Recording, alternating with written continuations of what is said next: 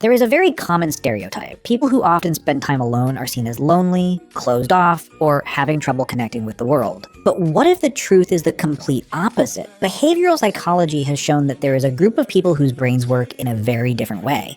They do not struggle with communication, they simply choose to spend more time with their own minds. If you have the habit of doing certain things when you are alone, not because you are forced to, but because you truly want to, then you may have a rare type of intelligence.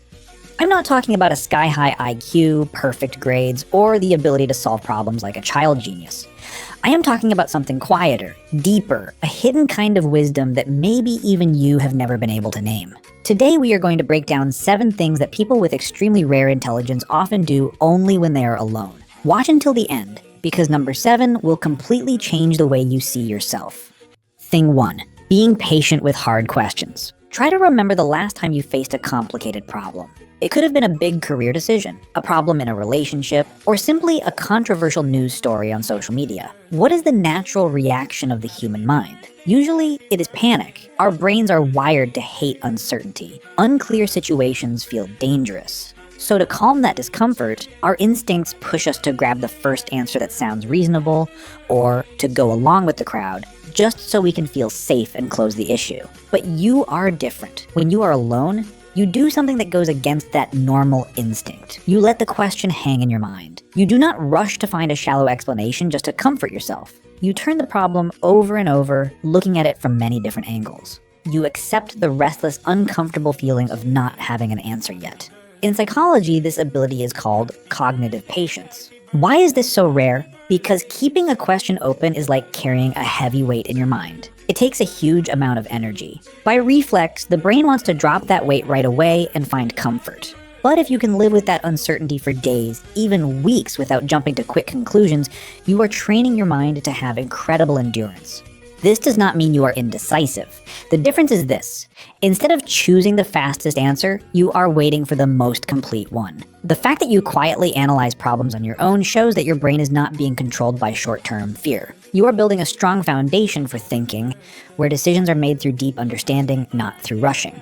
Thing 2, challenging your own beliefs. We live in a time where everyone wants to protect their ego. People go online, join debates, and read the news mostly to find information that supports what they already believe. This is called confirmation bias. Most of us spend a lot of time in our own minds telling ourselves that we are right, comforting ourselves, or imagining sharp comebacks so we can win an argument. However, if you have deep intelligence, your habit when you are alone is the complete opposite. You do not flatter yourself. You question yourself. You put yourself in the position of someone who disagrees with you to see whether your point of view has any holes in it. You ask yourself, what if I am wrong? Is there any evidence showing that my current thinking does not make sense? Researchers call this process active self-criticism. It is not an easy process because admitting that your beliefs might be wrong can feel like pouring salt straight onto your ego. But you do it naturally, in silence, without anyone forcing you. You do not argue with yourself to make yourself feel small. You do it because you want the truth more than you want the feeling of, I am always right. This action brings enormous value. People who have the habit of arguing against their own ideas often have a high level of intellectual humility. They understand that the world is too complex to be explained through only one lens. When you sit alone and break down your own arguments, you are doing the work of a scientist, constantly testing and challenging hypotheses. Because of that, when you step back into society, the beliefs that remain will be extremely solid and not easily shaken by gossip or psychological manipulation. Thing 3, turning your emotions into data. Every human being has emotions. We feel sadness, anger, joy, and jealousy. By natural instinct, when emotions take over, we can easily become victims of them. If we are angry, we tend to yell or break things. If we are bored or sad, we may sink into a low mood. Reacting to emotions automatically is completely normal. But for you, when night falls or when you are alone in a quiet space, you treat your emotions in a very unusual way. You do not react to them. You decode them. When anger rises, you do not quickly send a blaming text to someone. You stop, separate yourself from the anger, and ask, wait a second, what is this feeling really about? Why am I reacting so strongly? Is it really because of what that person said? Or is it because I am still stressed from work yesterday? Behavioral psychologists call this emotional differentiation. This is the skill of identifying and accurately naming what is happening inside you.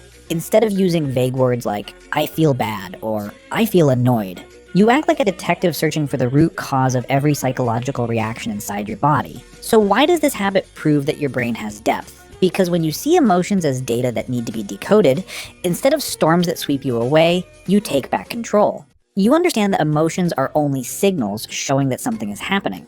When you spend time alone analyzing these signals, you stop being a slave to them. Stillness helps you see yourself more clearly, and from there, you can respond in a much more mature and calm way than simply acting on instinct. Thing 4. Restructuring the meaning of the past. Memory is a very strange thing. Sometimes we think about the past just to sink into sweet nostalgia, or to beat ourselves up over old mistakes. For many people, the past is like a movie that has already been recorded, something they replay from time to time just to feel regret. But when you are alone, maybe while cooking, taking a shower, or driving down a familiar road, your brain is not simply replaying those old scenes, it is actively editing them. Suddenly you remember a piece of advice your old boss gave you 5 years ago. At the time, you felt extremely angry and hurt. But now, with new experiences, you suddenly realize, oh, so that was what he meant. He was right. Or you remember a relationship that fell apart, and instead of blaming the other person, you clearly see your own unhealthy behavior patterns. This phenomenon is defined as cognitive flexibility. It shows that your brain does not store information in a stiff, fixed way. Instead, it constantly connects events from the past with lessons from the present. You do not use the past to punish yourself. You use it to upgrade your thinking. This is not easy because it requires courage.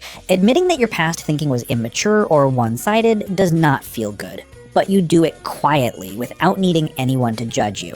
You are the director, patiently rearranging the script of your own life, giving painful events deeper and more positive meaning. This ability to heal yourself is a clear sign of sharp intelligence. Thing 5. Useless but meaningful interests. In a society that worships productivity and material gain, everything we do seems to need a purpose. People read books to learn how to get rich, study foreign languages to get better jobs, and watch videos to learn how to build a personal brand. For most people, curiosity comes with a deal. If I spend my time on this, I must get some real benefit back. So why, at 2 a.m., are you deeply reading about how octopuses change the color of their skin, or watching a 3-hour documentary about how ancient Romans built their underground sewer system? You do not work in marine biology, and you are not an ancient architecture engineer either. This knowledge will not get you a raise, help you pass the class, or give you much to brag about during coffee chats with friends. The only reason you do it is simple. Your brain is hungry. It craves information. In psychology, this is called intrinsic motivation to learn. This is the state where you do something purely for the joy of learning something new, not because of any outside pressure or reward. This curiosity that seems useless is actually the raw fuel behind some of the greatest creative minds. The random, unplanned pieces of knowledge you collect will one day connect on their own in your subconscious and create breakthrough solutions for completely different problems. The fact that you enjoy learning in solitude, whether or not it makes money, proves that your thinking is not trapped inside the cage of practicality. Your brain is already a fascinating playground all on its own. Thing 6. Adjusting your thoughts in real time. Most people, once they have made a judgment, will hold on to it until the end. Like a car that has already hit the gas and started racing downhill, cognitive momentum makes it hard for them to stop. They are afraid of losing face. They are afraid of being seen as wishy-washy or not firm enough. So they would rather stubbornly defend a wrong opinion than admit they just thought about something the wrong way. But you have a very special ability when you talk to yourself internally.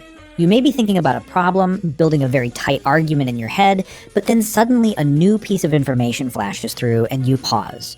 Right away you tell yourself, wait, this part is wrong. My reasoning here does not make sense. And you immediately change the direction of your thinking. This process happens very smoothly. There is no ego throwing a tantrum, no feeling of shame, and no need to justify or defend the you from 5 minutes ago. You do not care about being consistent from beginning to end. You only care about finding what is accurate. Psychology calls this metacognitive flexibility. This is the ability to observe the flow of your own thoughts and adjust it in real time. Surprisingly, school does not teach us this skill, and workplaces rarely encourage it either, because people usually prefer those who always appear confident. But in your own quiet space, you have trained yourself to let go of the ego in order to upgrade the truth. The ability to be wrong for a few seconds in exchange for being right in the long run is the superpower that keeps you from getting stuck in your own stubbornness. Thing 7, keeping yourself company with your own thoughts. And this is the final key point, also the clearest line between being isolated and choosing stillness. Modern society is designed to wear down our attention. Smartphones, social media, and non-stop news streams fire information at our heads from morning to night. Many people are afraid of empty space. They cannot stand sitting still in a room with no music, no TV, and no one to talk to. To them, silence feels empty and terribly lonely. They always have to keep their bodies busy or keep their faces buried in some screen just to fill the psychological space inside them. But you are different. Taking a walk around the park without bringing your phone does not feel like a punishment to you. It feels like a luxury. Sitting by the window, slowly drinking a cup of tea, doing nothing at all, not reading, not listening to music, simply watching the stream of thoughts flow through your mind gives you a strange sense of peace. It feels like you have finally come home. In psychology, this concept is described as autonomous cognitive engagement. It means your mind is rich, interesting, and self-sufficient enough to create its own joy. You do not need to borrow noise from the outside world just to feel okay. You do not confuse the stimulation of social media with deep thinking. When your mind is a safe and colorful place, stillness is no longer emptiness. It becomes a space packed with creativity and understanding. This explains why you can be alone for long periods of time without feeling lonely. You have built the healthiest and strongest relationship in your life, the relationship with yourself.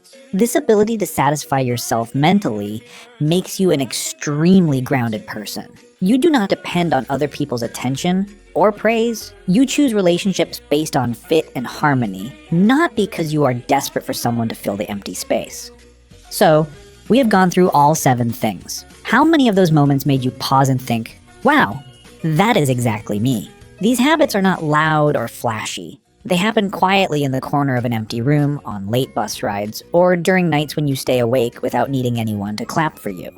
The outside world may not see what is moving inside your mind, but that has never made it any less valuable. We recognize these signs not so we can tell ourselves we are above other people. Life is not an intelligence ranking contest. The real purpose here is to understand yourself and stop judging yourself. Surely there have been many times when you asked yourself, why am I always keeping to myself like this? Why do I not enjoy noisy places? Why do I keep thinking about random things? Now you have your answer. That stillness, that deep thinking, and those slightly weird interests are not mistakes or flaws. They are living proof that your mind is working hard every day. Quietly, it is shaping you into someone who knows how to question yourself, who is not easily knocked down by crowd pressure, and who has enough depth to be gentle with yourself and with the world around you. Real intelligence has never been about being able to lecture other people on big ideas. It is about being able to understand your own mind when no one else is there. If you are doing this, be proud of it. You are not alone, and your mind is the most wonderful universe you own. Out of the 7 things we just broke down, which one made you feel like someone was secretly reading your thoughts? Share it with me in the comments, because the moment you smile and can name what makes you different is also the moment you truly take ownership of it. If this video helped you release some weight from your heart, send it to someone you care about, someone who may also need a little understanding right now. Do not forget to hit subscribe so we can keep walking together on this journey of decoding the deepest hidden corners of the human mind. Thank you for taking time for yourself today. I am Apex. Goodbye, and I will see you again.